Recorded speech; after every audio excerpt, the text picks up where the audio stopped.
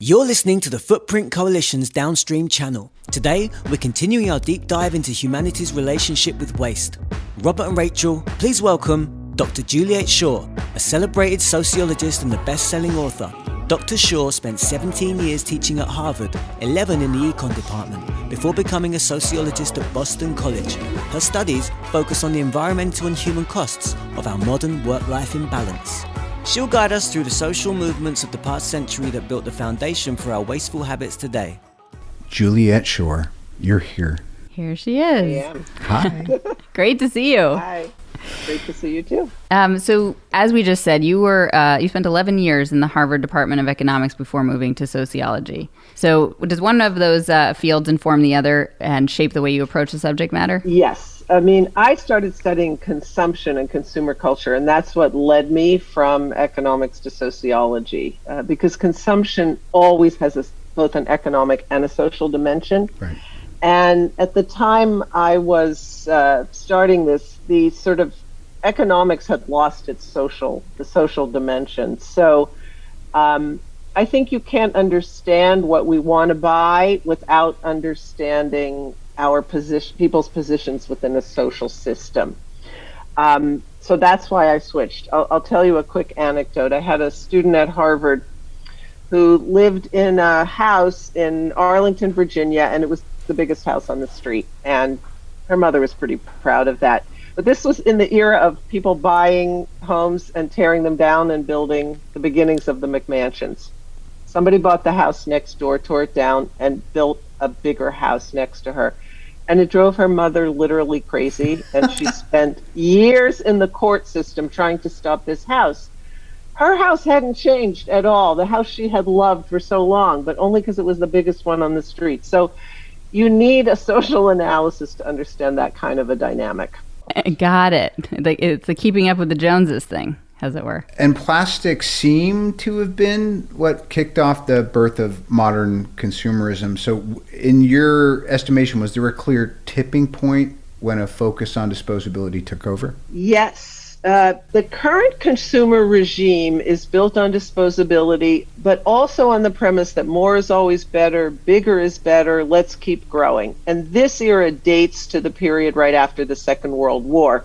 And I would say about halfway through that, we kind of tip into plastics. The early period is first about meeting people's needs for housing and transport and basic appliances and so forth.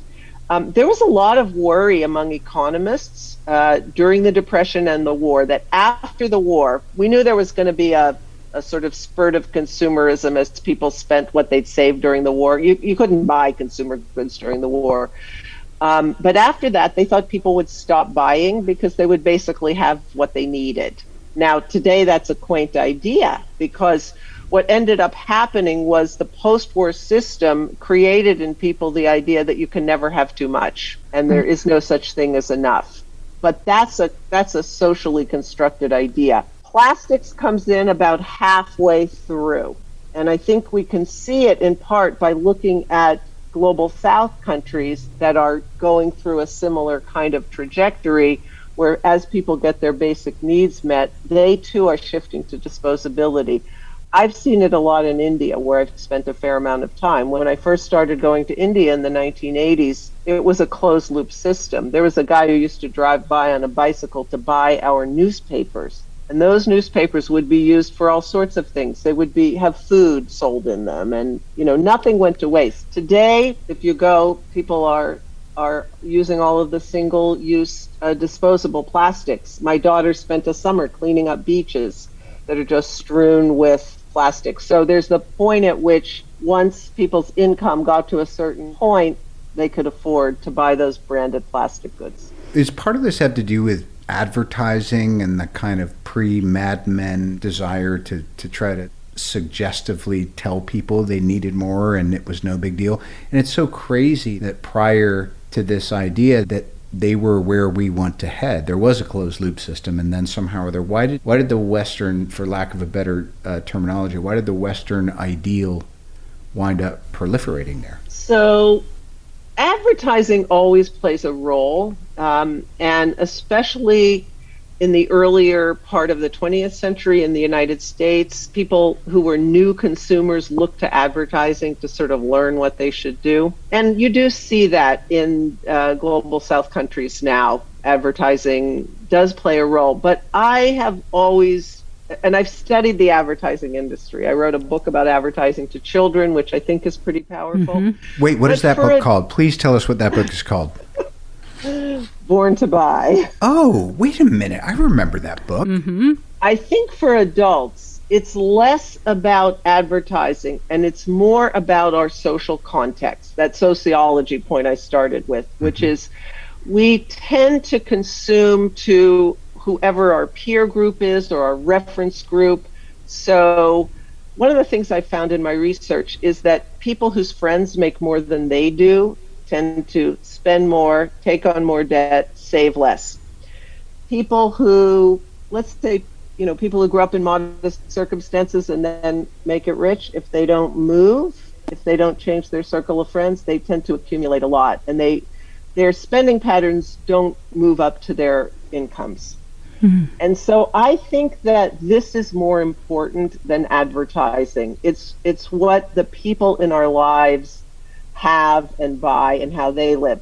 With the following caveat, we increasingly have friends who are online, whether it's actually the TV show friends or just our social media friends. So there is a way in which I think the content of media matters, but more than the advertising. Mm-hmm. And is that where the infatuation to own things actually comes from? Is this comparative thing with your peer group?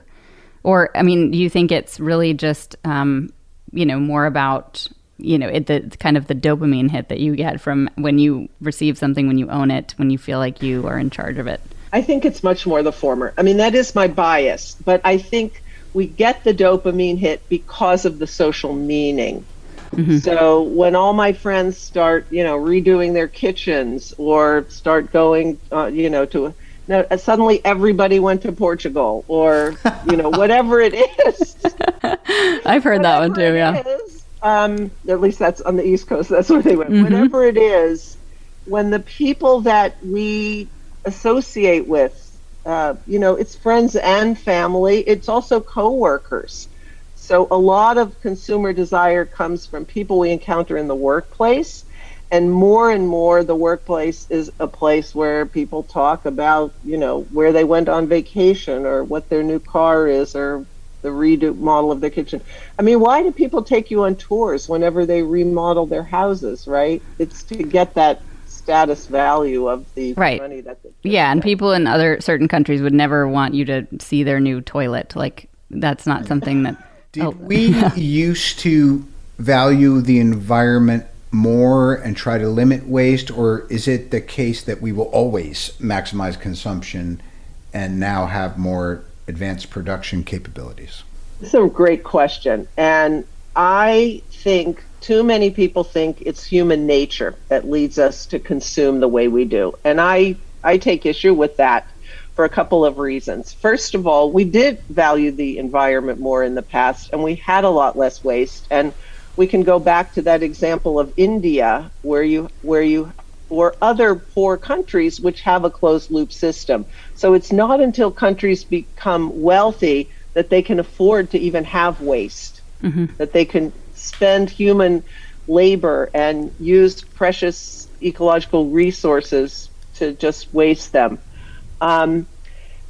But it's a combination. The culture and the economy go together in a certain way. So as we become richer and can afford to waste, we also develop a culture that valorizes waste, that values waste. And so one of the reasons I think these are learned behaviors is if we look at historically the behavior of workers as they have gotten more money. And historically, you see a lot of behavior in terms of people wanting to work less, take more leisure. They're not just out to make as much money as they can, but if they had the opportunity, they would, make what they need to meet their needs, and then they'd stop working. Mm-hmm. And you see so much less of that today because we have developed that culture in which you never have enough. and in which increasing numbers of people are actually very materially insecure, so they have to work long hours. Right. So would conscious consumption then be enough to make a dent in our consumption overall, or is it still, worth it if not? How do we fix this? Conscious consumption it has a role to play, but it's not going to be able to solve the basic problems that we're talking about, the problems of ecological overshoot, of too much waste, of people working too hard and being too insecure. You really have to change the system in which we're operating. So you have to change the economic incentives. Right now, the incentive is for businesses and people to pollute because we're not paying the costs of that. We're allowing businesses and people to destroy the climate because they can put as much CO2 and other greenhouse gases into the atmosphere as they want with no cost. So you can't expect a moral crusade or a sort of a purely cultural movement to solve a problem like this. You need action on both sides. Well, the reason the questions are good is because Rachel wrote them. I would like to ask you something off the cuff, though. If you could immediately institute 3 laws or provisions or mandates, particularly for America, and I also want to kind of ask where you think we stand within the broader picture, what might they be? In other words, you were talking about until the cost is greater than the ignoring of the issue. What might a few things be that you think could right that? The first thing is that we have to stop all oil and gas exploration, infrastructure, etc. Fossil fuel, no more. Zero building of fossil fuels. So that's the first thing. The second is that we need a kind of robust, what we call just transition for people who are employed in fossil fuel industries to have, alternative employment and livelihood. So we can't do this on the back of one group of people. And the third is that we put in I'm cheating a little bit, but a series of regulations about when some of the energy alternatives have to come online. So whether it's electric cars or when utilities have to start using renewable energy and so forth. So we need to put some dates there. Basically, we've got to halve our greenhouse gas emissions in 10 years.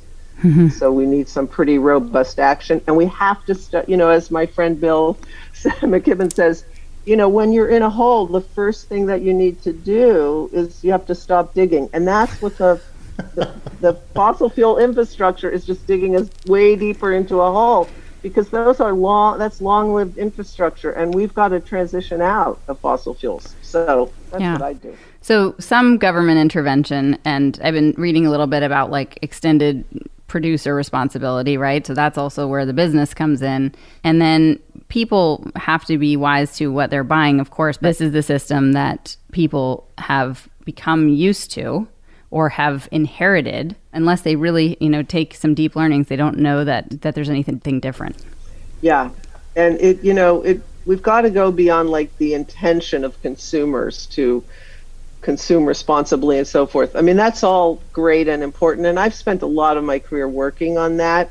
But right now, we are at a point where we have to change the system, the structure. It's not working. It is, taking us to not only climate destabilization, but a sixth mass extinction. When we look at what's happening to biodiversity around the world, species, we are, very perilously close to the cliff, falling off the cliff and having some really catastrophic things happen. And so we've got to just take a hard look at ourselves. It's not going to be easy. There's a lot that's been great about consumer culture, and people like it for a lot of good reasons, but it's just not feasible at the scale that we are currently producing and consuming. So how, are there alternative economic models that you prefer, and also how can or could an emerging economy avoid winding up in the rut where we find ourselves? I think the key to a transition that's actually going to be good for people, that's going to have that's going to work and is not going to be just about taking stuff away, is for us to take our productivity growth. And let's just focus on productivity growth for a second, because it's a really important thing. It means that we can produce more and more every year with the same amount of labor. That's what productivity growth means. So every individual for, an hour or per day or per year has a certain amount of our collective production that they can produce. And with productivity growth, they can do more of it in any given amount of time. So what's happened in this country in the last 50 years is we just kept producing more and more with that productivity growth. And that's really in contrast to where we were for the 100 years before that, which is that we were using a lot of it to give ourselves more free time. And I think that the really kind of the path that can really help us going forward to reduce our greenhouse gas emissions and reduce our impact on the environment, at the same time giving people more well-being, is to use productivity growth to progressively reduce hours of work. So let's just say we've got just about enough that we're producing as a country right now. We've got to redistribute it. Some people have too much, other people have too little. But if we just think about this level of production, it's plenty for our population. And so every year, instead of producing more, let's just give ourselves time off. I'm about to start what I think is going to be a great research project in Ireland for companies that are going to 4-day work weeks without reducing pay. The Spanish government is about to start a big pilot on this 4-day work week. It's super popular. It'll help families, it'll help communities, it'll help our health, it'll help our environment. I think it's the way to go. I wonder if the inversion of what the expectations were of people in the workplace, rather being able to work from home or working less, of the last year with the pandemic, I wonder if that was in some ways one element of being able to set the stage for a change like that. But more importantly, I want to ask you this. Are you at all in favor of robotics and AI helping to increase that productivity as part of the solution? Yes. So, I mean, there are things that are going on in the AI world especially that are, I think, really bad, like facial recognition and so forth. So there's a lot that needs to change about it. But the basic idea that software and robots are going to take over functions that humans were doing, I think is really important. It's part of why I started studying the gig economy. Platforms like, Uber, Lyft, etc. I think there's a lot of potential in those. Not the way they're being run right now, which is for the interests of a small group of owners and VCs and so forth, but they actually have the potential to give workers more freedom, more autonomy, and to allow workers to run their own companies, because management becomes a little bit obsolete with some of these softwares. So I am definitely in favor of these things, but not when the process that's driving them is being controlled by a small group of very wealthy people. I wanted to ask, actually, if you can think of a time when we've done a good job reckoning with the consequences of our consumption in history. Like, is there any really good example that we can point to when we humans got it right, or Americans got it right? Well, we had a moment there in the late 60s and 70s. It was, the Cuyahoga River was burning, and everybody understood the Earth was under siege. We didn't actually understand about global warming at that point, and Earth Day was, huge thing. It was so broad across our society. That's the other thing we don't realize today, was how bipartisan and how broad-based that moment of the environmental movement was. And it's Nixon who signed our landmark environmental laws into, he signed those bills, clean air, clean water, endangered species, etc. So that was a really good moment. But what happened right after that was that you had a conservative backlash and a war, what's been called the war against Greens, but basically the war against environmentalism begins, less than a decade after that. And so it has been, the real tragedy of what's happened with the environment is that it became a partisan issue. Mm-hmm. And, this is about science. This isn't about political beliefs. But it's been turned into something that people either believe in global warming or they don't. Well, it's not a thing that's about belief. It's a scientific finding, and that's the partisanship has been really the problem. Mm-hmm. And 5 decades later, we are on that same page again. 25 years ago, were you thinking we'd be somewhere like where we are? Had you hoped we'd be further ahead as far as solutions or that reckoning, or what were your expectations, and how have they and haven't they been met? I should say, first of all, I'm like a really congenital optimist. So I probably, if my memory were good enough to remember exactly where I was 25 years ago, I would have thought, we'd be way beyond where we are now. So I would have had a very optimistic point of view. But if I were being realistic 25 years ago, I would have realized that most people didn't know the difference between the hole in the ozone and anthropogenic climate change, human-caused global warming. There was no real ability to take on the power of the fossil fuel companies at that point. It just wasn't understood. The idea that we could go off of fossil fuels was seen as hallucinatory. So 25 years ago, we just weren't there yet. Europe was a lot farther along. And the distance that we've come, I would say in the last 5 years, because we had a long period there where I think nothing was really happening. We were really treading water. The last 5 years, and even the last 2, I think, have been extraordinary. It's like the dam has broken in terms of people's understanding of what's going on with the climate. And I don't think they're there yet on biodiversity, mm-hmm. but in terms of climate change, people get it now. There's a small group that's holding out, but they're really on the defensive and they're losing. But 25 years ago, no, it's pretty recent, I think.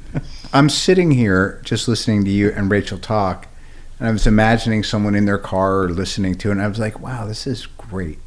And I also feel like I'm hoping that as our coalition grows and as we start having forums and stuff, that we can challenge you to come and keep helping us attempt to at least diversify and lead some of the thought on this and stay in dialogue. I'm just having a great time listening, to be honest.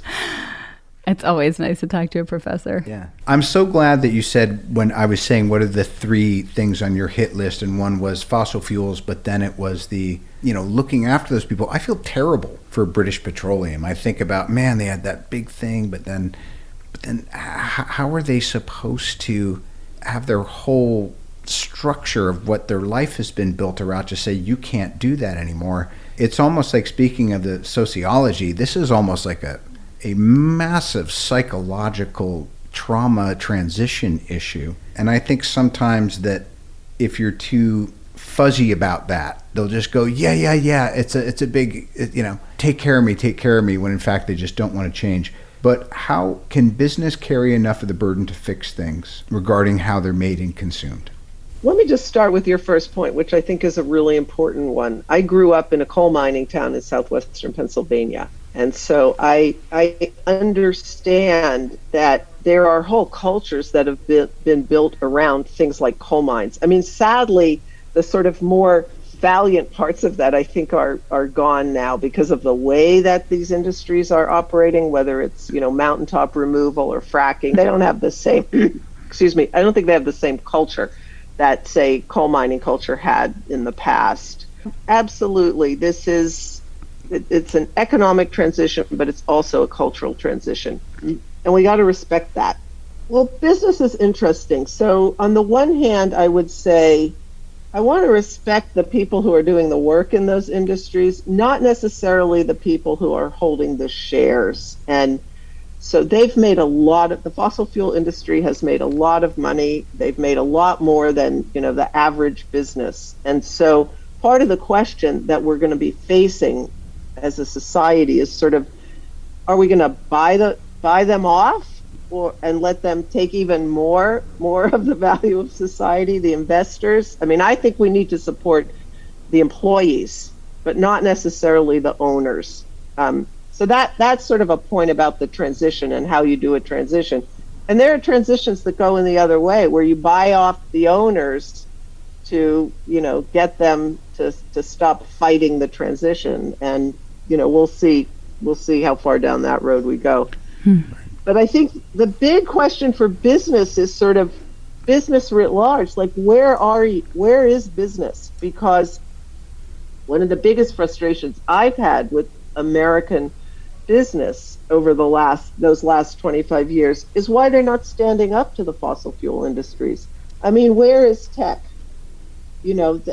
Fossil fuel is taking us off the cliff into oblivion, and you've got these other companies that just, they're letting it happen. They may go carbon neutral themselves. They may, say the right things. They're still supporting politicians on both sides. They're still part of the Chamber of Commerce and some of the institutional factors that are really propping up the fossil fuel industry. But I think it's time that, American business starts looking out for itself, for its future. And unless they do that, they're going to let these Exxon and BP take them over the cliff.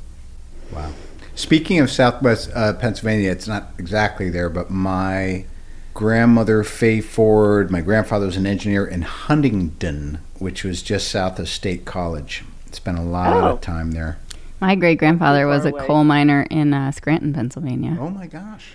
And you do see, there was nothing else around at the time. That was what he was able to do because that was the company that was in place. And so the idea that, he would have been able to just change his mind like that and go work to do something else was kind of difficult. It's almost like there's a cosmic eulogy that needs to be done for, we know that the working conditions were terrible. The conditions were terrible, and a lot of people got sick, and they didn't really care about. But I like the fact, Juliet, that you're inverting the carimeter to let's think about the workers, because the bigwigs are probably already hedging their bets to make sure that they never lose a red cent anyway, because they're smart like that. Well, this has been great. I hope you don't mind if we reach out to you and ask you to be part of our coalition and our steering committee and all that stuff. And it's just really, really cool to get your perspective. No, it's been great. Really fun. I would love to participate in any way that makes sense for you guys. And I'm just thrilled you're doing this. It's really wonderful. Awesome. Well, you were our icebreaker, and you were just the right fit. And thank you. Great. Good to see you. Juliet Schor, ladies and gentlemen. Thanks so much.